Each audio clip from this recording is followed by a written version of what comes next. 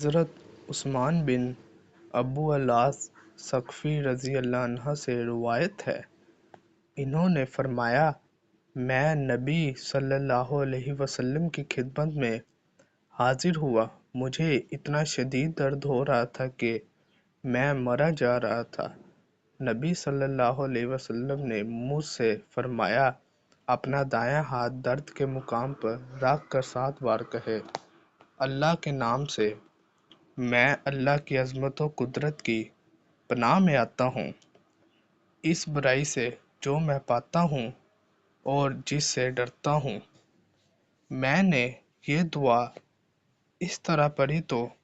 اللہ تعالیٰ نے مجھے شفا دے دی۔